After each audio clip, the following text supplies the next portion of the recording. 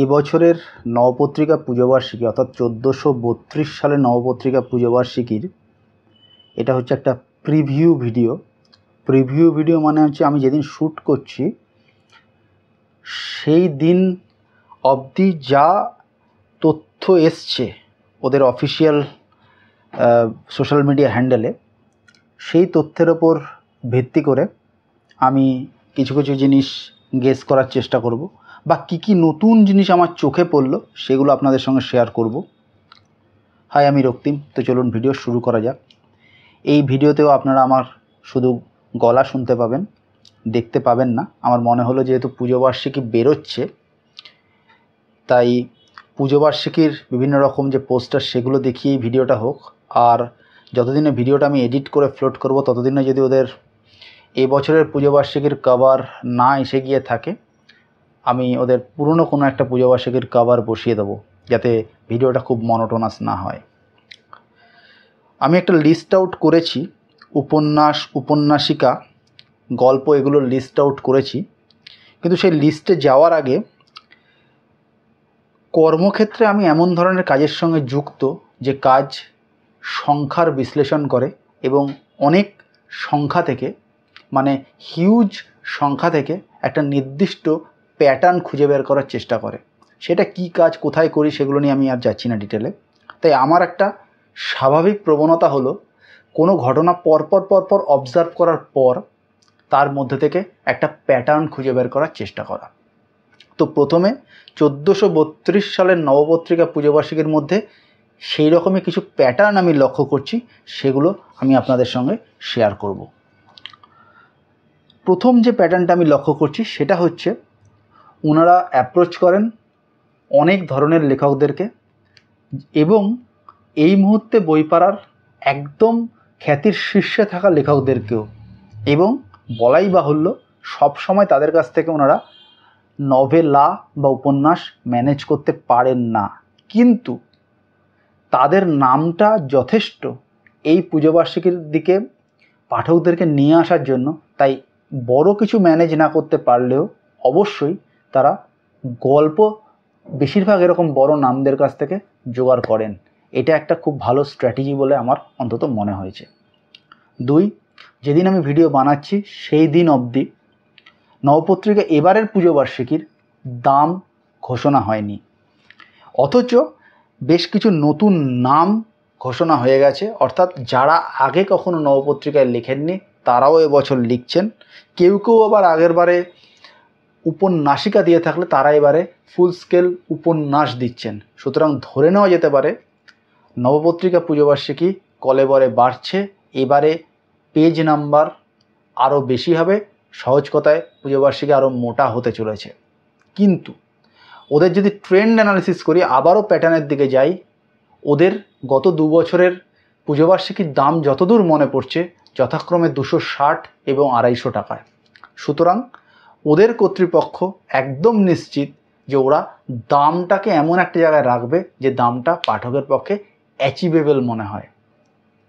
এবং সেখান থেকেই আমার নিজের জাজমেন্টাল কথা হচ্ছে দাম কিন্তু লেস দ্যান ইকুয়াল টু 300 হতে চলেছে, অর্থাৎ 300 বা তার কম। 300-র বেশি হওয়ার সম্ভাবনা প্রায় আমি দেখছি না। তার কারণ ওরা কিন্তু দামের জায়গাটায় খুব কশাস, যে এমন কোনো দাম রেখো না যেটা পাঠক কিনতে পারছে না। এবং আমি প্রথম যে পয়েন্ট দিয়ে শুরু করেছিলাম, এই মুহূর্তে বই পড়ার একদম টপ পারফর্মারদেরকে রিচ করা, এটা একটাই জিনিস ইঙ্গিত করে যে ওরা অনবরত নিজেদেরকে উন্নত করার চেষ্টা করে চলেছে।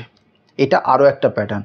এবং শেষ যেটা আমি আগেও কয়েকবার বলেছি, সেটা আবারও আরেকবার স্মরণ করিয়ে দিই, সেটা হচ্ছে ওদের উপন্যাস বা উপন্যাসিকার যে কোর লাইন আপ সেটা মোটামুটি ঠিক হয়ে গেছে। এবং আমার মতো পাঠক বা অনেক পাঠকই যারা উপন্যাস বা উপন্যাসিকা দেখে পুজোবার্ষিকী কেনার সিদ্ধান্ত নেন, তাদের জন্য এটা খুব সহজ হবে, কারণ ওদের কোর লাইন আপটা মোটামুটি একই রকম থাকছে।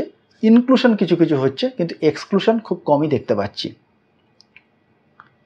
এইবার চলে যাব গল্পতে।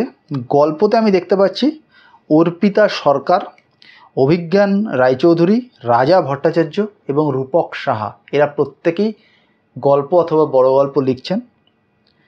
এদের মধ্যে অভিজ্ঞান রায়চৌধুরী, তার যেটা জ্বর কল্পবিজ্ঞান, সেই জ্বরে লিখছেন এবং এটা জানা গেছে যে তার অমরত্ব হচ্ছে কনফ্লিক্ট পয়েন্ট, সেটা নিয়ে লিখছেন। অর্পিতা সরকার প্রেম এবং মনস্তাত্ত্বিক কিছুই লিখবেন, এটাই স্বাভাবিক, এবং এছাড়াও বাকি দুজনও লিখছেন। এরপর চলে যাব হচ্ছে দুটো উপন্যাসিকার কথায়, এবং দুটো উপন্যাসিকার দুজনেই নিউ এডিশন বলেই মনে হচ্ছে। অন্তত একজন তো নিউ এডিশন আমি শিওর, আরেকজনের কথা আমি গত বছরের নবপত্রিকায় পড়েছিলাম না পড়িনি ঠিক মনে করতে পারছি না, কিন্তু প্রিটি শিওর তিনিও নতুন।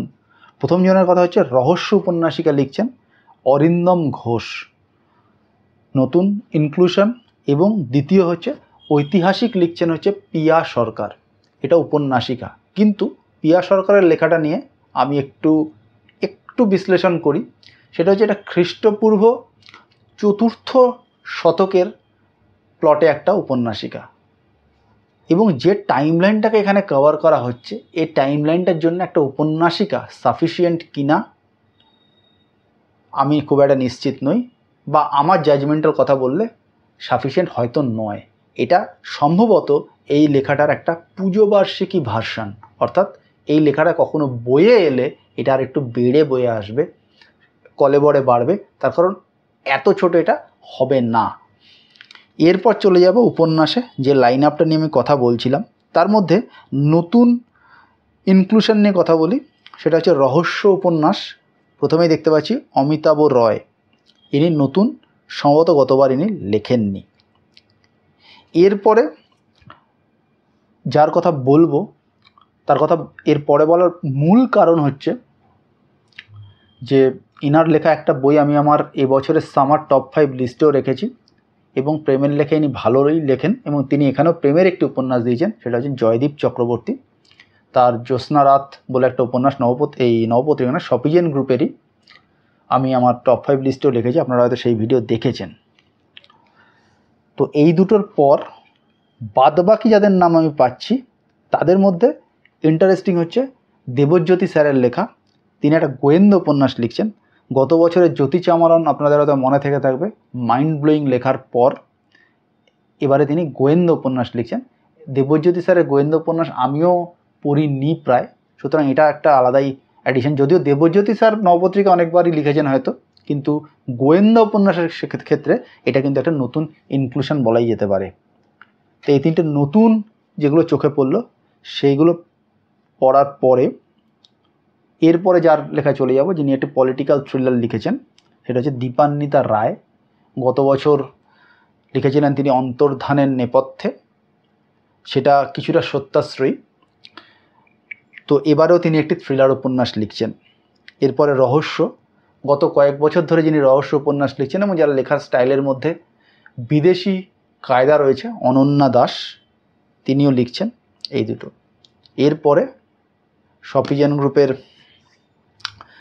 দুজন লেখক, তার মধ্যে কৌশিক দাস লিখছেন স্পোর্টস থ্রিলার, ওনার শয়তানের মা এই সপিজেনেরই বই, এবং সেটা খুবই পপুলার একটা বই, তো আশা করা যায় এটাও ভালোই হবে।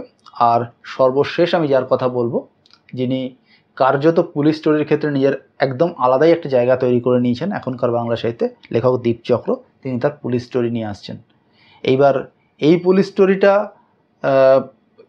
কোন ক্যারেক্টারের পুলিশ স্টোরি, কারণ ওনার অনেকগুলো পুলিশ ক্যারেক্টার আছে, সেটা অতটা আমি খুব ডিটেলে ড্রিল ডাউন করে দেখিনি। তবে যেমনই হোক না কেন বা যে ক্যারেক্টারকে নিয়েই হোক না কেন, দীপচক্র যেটা সবচেয়ে বড় ব্যাপার হচ্ছে উনি হচ্ছেন কনসিস্টেন্ট পারফর্মার। মোটামুটি খুব খারাপ লেখা হবে না, এটুকু একদম নিশ্চিত, ভালোর দিকেই থাকবে। তো মোটামুটি এই হলো নবপত্রিকা পুজোবার্ষিকী নিয়ে আমার প্রিভিউ। আমার এই ভিডিও বা অডিওটা ভালো লাগলে আমার চ্যানেল সাবস্ক্রাইব করবেন। দেখা হবে পরের ভিডিও, ততদিন ভালো থাকবেন, টাটা।